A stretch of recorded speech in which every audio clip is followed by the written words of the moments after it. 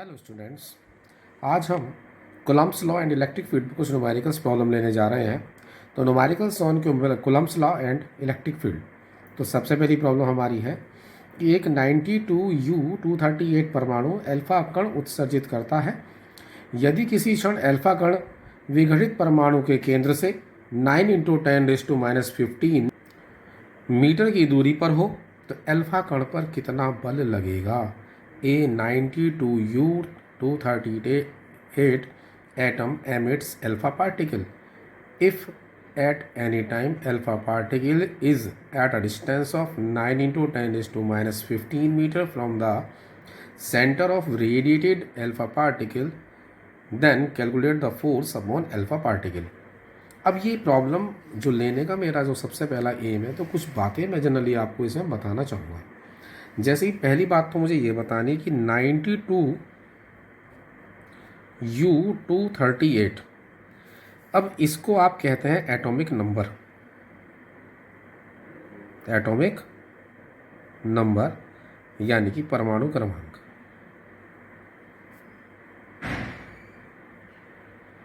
और आप जानते हैं कि atomic number is equal to होता है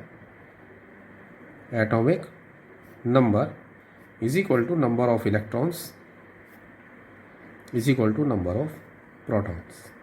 ये आपने केमिस्ट्री में पढ़ रखा है। तो यानी कि नंबर ऑफ इलेक्ट्रॉन्स कितने हो गए इसमें? 92। दूसरी बात आपको बतानी अल्फा पार्टिकल की, कि जो हमारा अल्फा पार्टिकल है ये हीलियम का नाभिक कहलाता है। 2He4 हम इसको लिखते हैं। तो अल्फा पार्टिकल का जो एटॉमिक नंबर है कितना हुआ? 2। तो यहाँ पर जो Q1 है, Q1 इज इक्वल टू किसके बराबर होगा? N1E के। N1 कितना? 92E। For helium Q2 is equal to N2E, that is 2E। Problem क्या कह रहा है देखिए। अब इसने कहा कि एक 92U238 परमाणु अल्फा कण उत्सर्जित करता है। 92U238 ने अपने में से एक अल्फा पार्टिकल निकाला, और अल्फा पार्टिकल निकालने का मतलब है क्या निकाला? 2He4। तो 92 में से 2 चले गए, क्या बचे? 90। मानो नया एलिमेंट हमारा बना सपोज X, और 238 में चले गए 4, कितने बचे? 234। प्रॉब्लम को आगे पढ़ो। फिर इसने कहा कि यदि किसी क्षण अल्फा कण विघटित परमाणु, अब ये हमारा जो है विघटित परमाणु कहलाएगा, ये कहलाएगा विघटित परमाणु। तो यहां से अब जो अल्फा पार्टिकल है हमारा, ये डिस्टेंस आपको दी हुई है इसमें 9 × 10⁻⁻15 metre.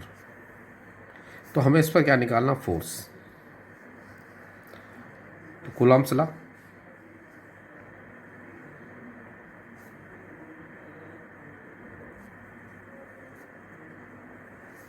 F is equal to 1/4πε0 के Q1 Q2 अपॉन R²। इस पूरे कांस्टेंट की वैल्यू याद कर लें आप, हमेशा यही रखनी है, 9 × 10⁻⁹। नाउ Q1, अब Q1 पहले इसके लिए जब हमने बात करी थी तो Q1 था ये, लेकिन अब चूंकि इन दोनों की बात हो रही तो Q1 के स्थान पर हम पुट करेंगे 90E। 92E नहीं रखेंगे क्योंकि ये तो इसके लिए बात थी। अब तो इसने विघटित परमाणु की बात करी है, रेडिएटेड एटम की बात करी है, तो वो ये वाला है, बन जाएगा 90E। दूसरा पार्टिकल आपका 2He4 है, इंटू बन जाएगा 2E। Distance between them is 9 × 10⁻⁻15 का whole square. F is equal to 9 × 10⁻⁹ into 90 into 2, ये बन गया E का स्क्वायर, और E की वैल्यू है 1.6 × 10⁻⁻19 का होल स्क्वायर अपॉन 81 इंटू 10⁻⁻30। 9 9 जा 81, 9 10 जा इज इक्वल टू, अब केवल बचा आपका 2 इंटू 1.6 का स्क्वायर 2.56 इंटू 9 और 1 10, 10⁻10, 19 की 2 में मल्टीप्लाई माइनस के 38 अपॉन में 10⁻⁻30। इन दोनों की मल्टीप्लाई आ गई आपकी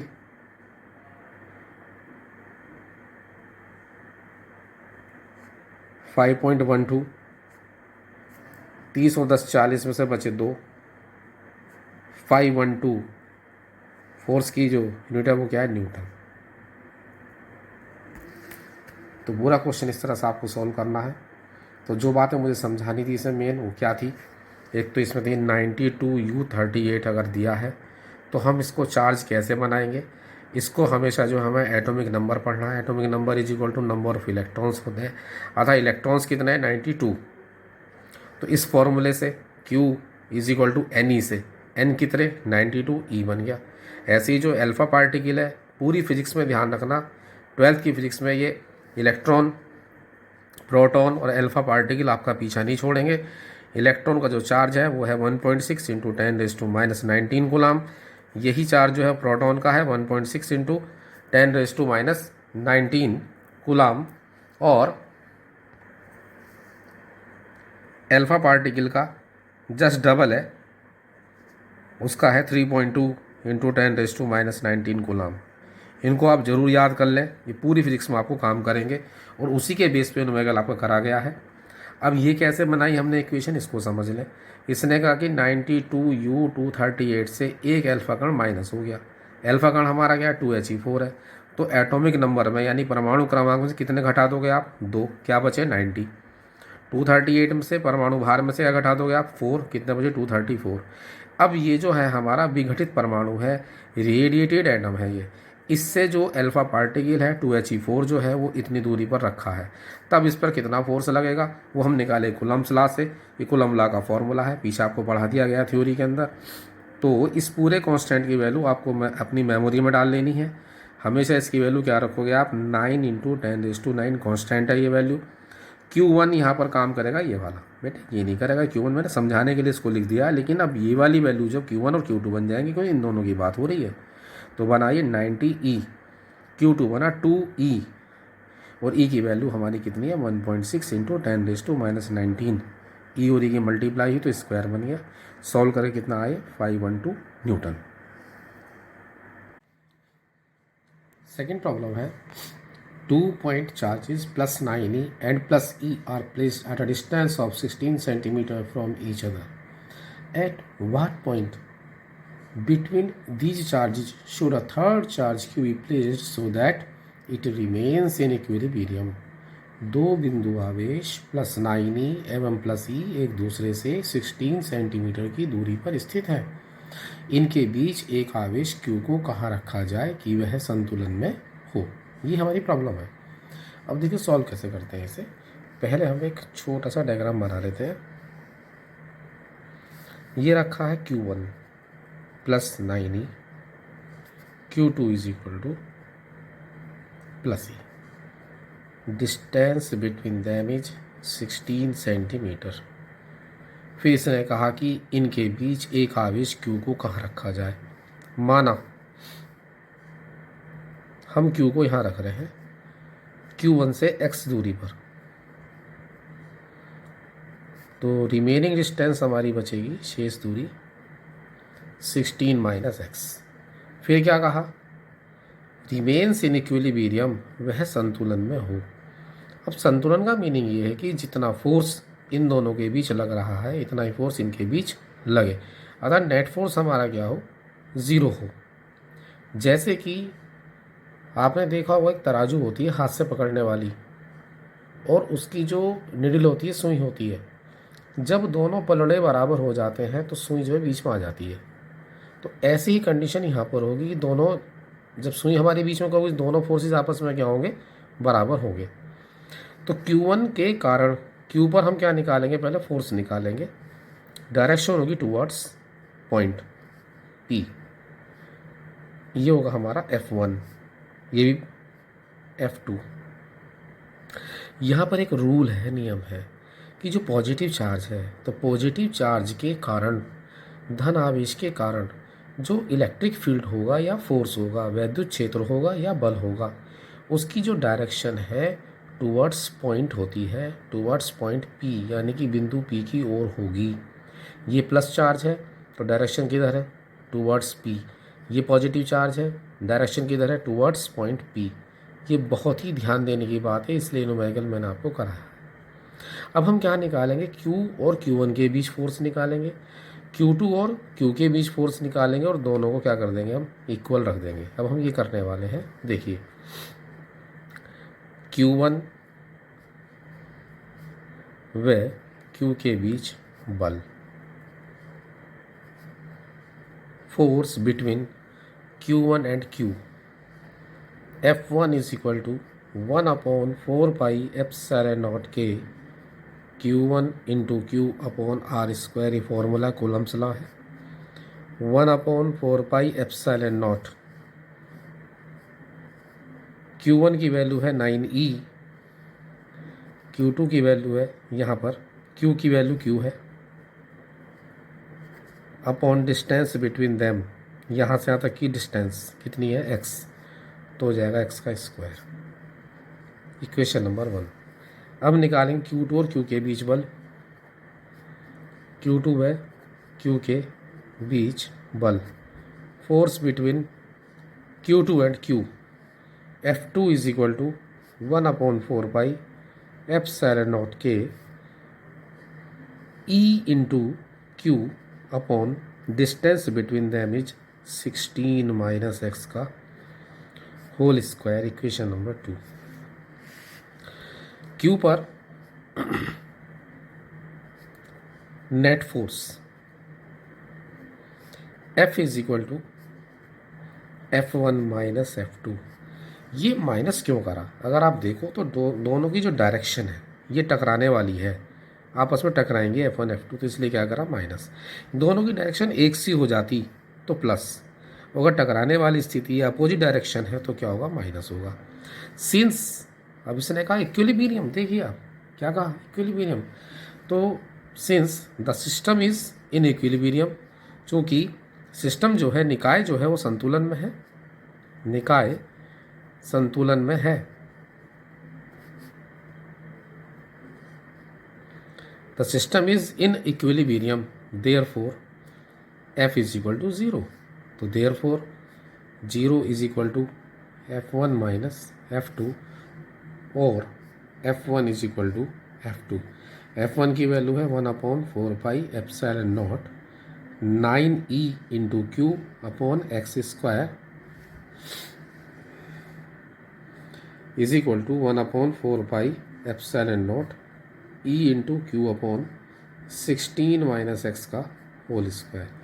ये वैल्यू कट गई, E से E गया, Q से Q गया, taking square root, taking square root means वर्गमूल लेने पर 9 का स्क्वायर रूट 3, x स्क्वायर का x इज इक्वल टू, ऊपर बचा 1 upon 16 minus x, cross multiply, x 1 जा x is equal to 48 minus 3x, 16 की 3 में मल्टीप्लाई 48 और 3 की x में मल्टीप्लाई 3x, ये 3x इधर आ गया, और x plus 3x is equal to 48, 4x is equal to 48, और x is equal to 48 upon 4, that is 12 centimetre. Means plus 9E वाले से हमको जो है 12 सेंटीमीटर पर ये Q को रखना होगा, तो सिस्टम हमारा किस में होगा, इक्विलिब्रियम में होगा। तो इस न्यूमेरिकल को समझाने का मेरा जो पर्पस था वो था डायरेक्शन को बताना। कि हम इलेक्ट्रिक फील्ड की डायरेक्शन किस प्रकार से लेते हैं न्यूमेरिकल्स में। इलेक्ट्रिक फील्ड और फोर्स दोनों ही, वैद्युत क्षेत्र और बल दोनों ही, ये वेक्टर क्वांटिटीज़ हैं, इनमें जो है डायरेक्शन हमें लेनी पड़ेगी। तो समझ गए होंगे आप लोग कि जो पॉजिटिव चार्ज के कारण जो डायरेक्शन होती है टुवर्ड्स पॉइंट बी होती है, और नेगेटिव चार्ज के कारण, ऋण आवेश के कारण जो है पॉइंट से बाहर होती है। ये इसका नियम है। Next problem, two similarly and equally charged identical metal spheres A and B repel each other with a force of 2 into 10⁵ Newton. A third identical uncharged sphere C is touched with a A and then placed at the midpoint between A and B. What is net electric force on C? दो समरूप समान आवेशित धातु के गोले A तथा B एक दूसरे को 2 इंटू 10⁻⁵ न्यूटन के बल से प्रतिकर्षित करते हैं। एक तीसरा समान आकार का अनावेशित गोला C A को स्पर्श करा के गोलों A तथा B के मध्य बिंदु पर रख दिया जाता है। गोले C पर नेट बल क्या है? बड़ी सी प्रॉब्लम है। देखिए, दो कंडीशन इसके अंदर है, तो हम यहाँ सॉल्यूशन स्टार्ट करते हैं फर्स्ट कंडीशन लेके। फर्स्ट कंडीशन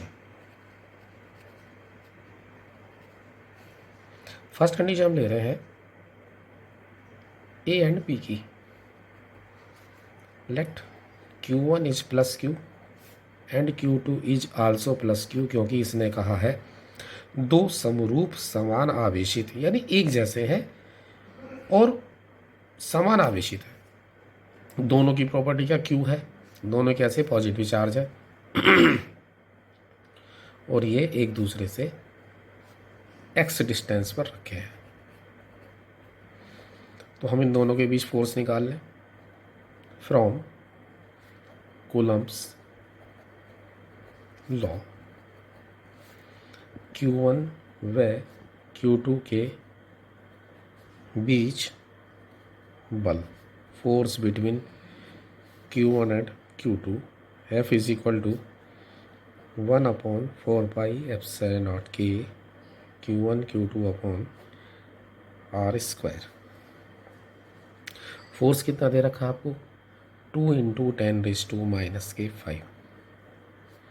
और ये जो पूरी कांस्टेंट की वैल्यू है मैंने पहले भी आपको बताई है, 9 इंटू 10⁹ Q1 और Q2 दोनों क्या हमारे Q है, तो Q इंटू Q बन जाएगा Q², और डिस्टेंस जो है इनकी क्या है, x है, बन जाएगा x²।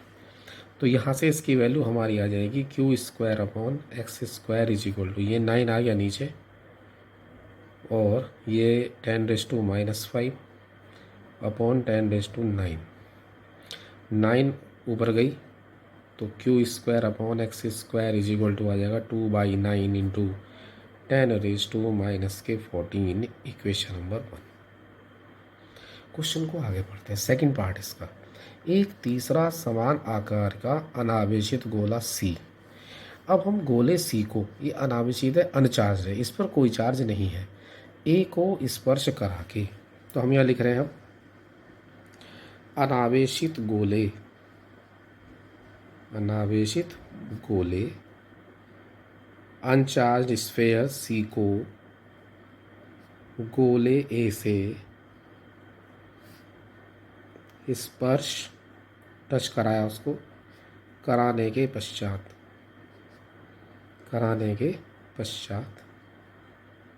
प्रत्येक पर आवेश, अब दोनों पर जो आवेश होगा, दोनों पर जो चार्ज होगा, ये बड़ी इम्पोर्टेंट बात आपको बता रहा हूँ इस न्यूमेरिकल में, ये न्यूमेरिकल इसीलिए इम्पोर्टेंट है, वो हो जाएगा अब Q' is equal to Q1 plus Q2/2, means दोनों का एवरेज।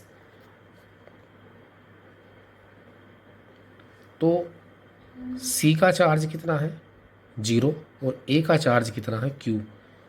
तो Q plus 0/2 that is Q/2। अनावेशित गोला है C, अनावेशित का मतलब है इस पर कोई चार्ज नहीं है, इसका चार्ज है 0 और इसका चार्ज है Q, तो दोनों का क्या हो गया? Q plus 0/2 that is Q/2। अब ये डायग्राम फिर से चेंज होगा। यहाँ क्या रखा था A, यहाँ क्या है B, और यहाँ क्या है C, और C को जो है बिल्कुल मिडिल पॉइंट में रखा गया है, अर्थात जो डिस्टेंस है वो कितनी हो जाएगी x/2। अब इसका चार्ज और इसका चार्ज दोनों का सेम हो गया, वो कितना हो गया q/2। लिखा देखो ये रहा कि प्रत्येक पर आवेश का मतलब है A और C पर जो आवेश होगा वो होगा q/2 एंड q/2। इसने गोले B को टच नहीं करा है, गोले B का जो चार्ज है वो कितना होगा +q ही होगा। ये लीजिए। अब ये क्वेश्चन पहले वाले की तरह बन गया है कि C पर इसके कारण फोर्स निकालेंगे, C पर इसके कारण फोर्स निकालेंगे। Due to positive charge direction of F1 is towards C की ओर होगी, और यहाँ भी ये पॉजिटिव चार्ज है, इसकी जो डायरेक्शन है F2 की वो भी कहाँ की ओर होगी, इधर ही होगी, टूवर्ड्स C। तो हम निकालेंगे गोले A के कारण गोले C पर बल। Force at sphere C due to sphere A। Suppose F1 formula यही है, इस पूरे कांस्टेंट की वैल्यू 9 × 10⁹। अब Q1 किसका काम करेगा q/2 का, और Q2 किसका काम करेगा q/2 का, और इनके बीच की डिस्टेंस कितनी हो जाएगी x/2 का स्क्वायर।